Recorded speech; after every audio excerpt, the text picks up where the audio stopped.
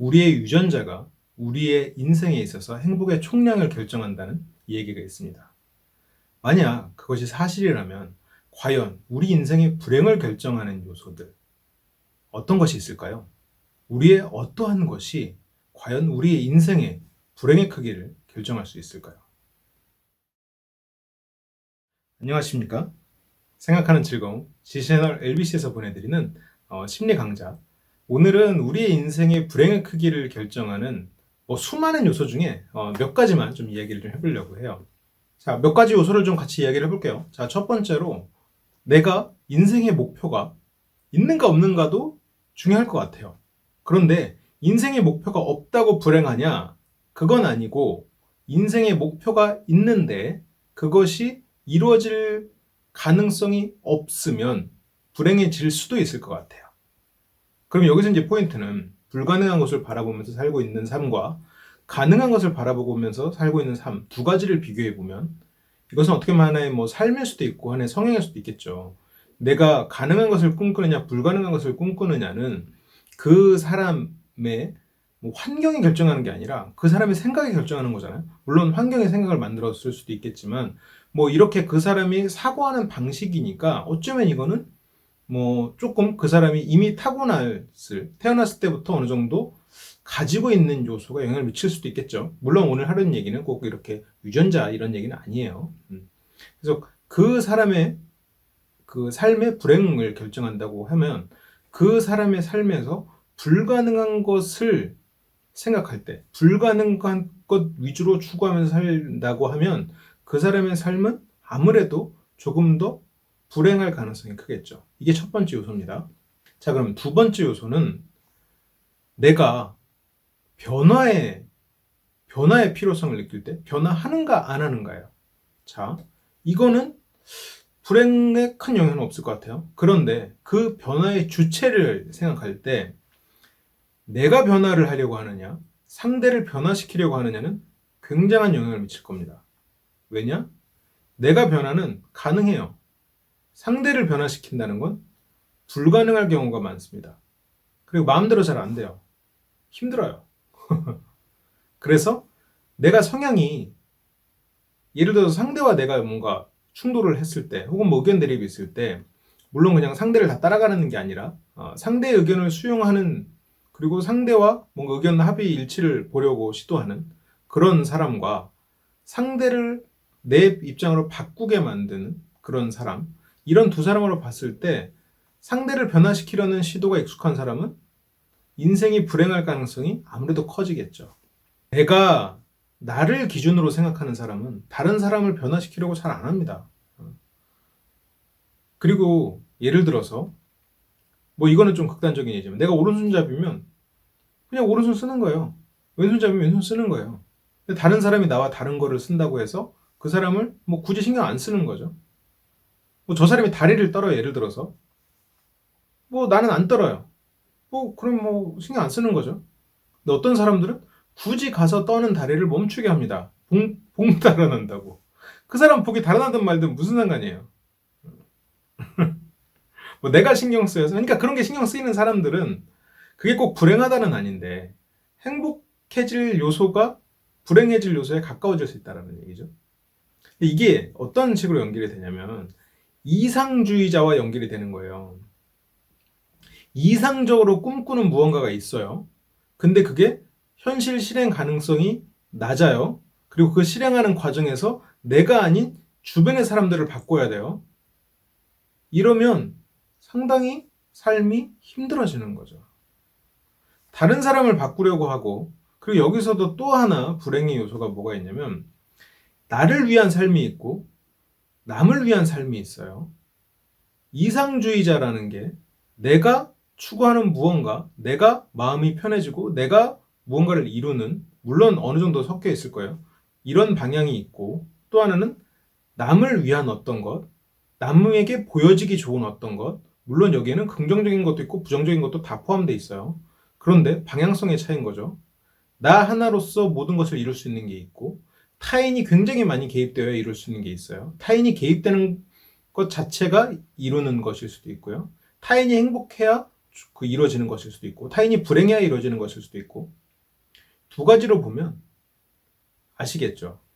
그 내 삶이 힘들어지는 요소는 힘들어질 수 있는 그 확률이 높아지는 요인은 내 인생의 목표에 타인이 많이 개입되어 있는 거예요. 그래서 많은 사람들에게 영향을 미치는 이상주의자가 남을 바꾸려는 기준으로, 남을 바꾸려는 시각으로 세상을 바라보면 가장 불행해질 위험이 큰 사람이 되는 거죠.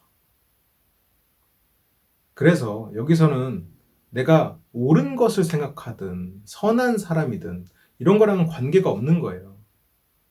물론 뭐 100% 관계가 없다고 볼 수 없겠지만 자신의 불행의 크기는 그 사람의 착함과 나쁨의 영향을 받기보다는 그 사람이 과연 불가능한 것을 꿈꾸느냐, 가능한 것을 꿈꾸느냐에서도 출발해서 변화의 초점이 자신에게 맞춰져 있느냐, 타인에게 맞춰져 있느냐, 그리고 자신의 행복의 초점이 자신에게 맞춰져 있느냐, 타인에게 맞춰져 있느냐로 영향을 받습니다. 나는 이렇게 착하고 세상 사람들에게 선한 영향력을 발휘하기 위해서 애를 쓰는데 왜 저는 행복해지지 않나요? 그것은 당신의 몫이 아니기 때문입니다. 타인의 행복은 타인의 몫이에요. 타인을 행복하게 해줄 수 있으면 좋겠죠. 그런데 안 되면 뭐 어쩔 수 없는 거죠. 그 사람의 행복은 그 사람의 몫이니까. 내가 좋은 영향을 끼치면 좋겠죠. 그런데 안 되면 뭐 어쩔 수 없겠죠. 그런데 만약 이렇게 생각이 안 되고 타인에게 좋은 영향을 못 끼쳤어. 아, 정말 힘들다. 이렇게 되는 것이 쌓이면 그 사람은 행복해지기가 힘든 거예요. 그래서 이상주의자라고 스스로가 생각하는 사람들은 정말 위험한 생각인 거예요. 이상주의자만큼 주변 사람들을 힘들게 하는 사람이 없습니다. 왜냐하면 자신의 이상이 자신의 혼자의 생각으로 끝나면 참 좋은데 그 이상을 실현시키기 위해서 주변 사람들도 자기의 이상에 맞춰서 바꾸려고 하는 시도를 합니다. 이것은 물론 조금 다른 차원의 이야기에서도 여러분들이 조금 해석을 해주셨으면 좋겠어요. 근데 애초에 목표가 없고 변화하려는 생각이 없으면 이것은 뭐 불행이나 행복에 영향을 안 미치는 거예요. 제자리에 있으면 되니까. 다른 거에서 행복을 찾으면 돼요. 근데 내가 변화를 해야겠다. 그리고 목표가 있다. 이런 과정에 있어서 만약 예를 들어서 그런 것들을 아까 말씀드린 방향으로 잡으면 그거는 불행으로 가는 길일 수도 있다는 얘기예요. 그래서 내가 이제 만약 이상적인 무언가 꿈이 있으면 그것을 현실적으로 어떻게 추구할 건가를 생각해 볼 필요가 있어요. 아니면 그냥 머릿속에서 이상으로 그냥 꿈꾸면서 하나의 머릿속 휴양지로 놔두던가 그것을 실현하려고 할 필요가 없는 거죠. 아니면 뭐 그것을 현실적으로 이룰 수 있는 다른 단계를 밟던가 그것을 이상적으로 생각해서 실현하는 사람들이 개중에 있습니다. 몇몇 있어요. 그런데 우리가 산에 가서 가만히 앉아 있어도 어느 순간에 뭐 토끼가 와서 나무 둥치에 머리를 박고 죽어서 고기를 얻는 그런 경우가 있다고 하잖아요. 근데 대부분은 굶어 죽겠죠. 뭐 이런 뭐 굶어 죽고 살아남고 이런 현실적이라는 게 아니라 어떻게 하면 서로가 잘 화합하고 살 수 있는가의 측면일 수도 있겠죠.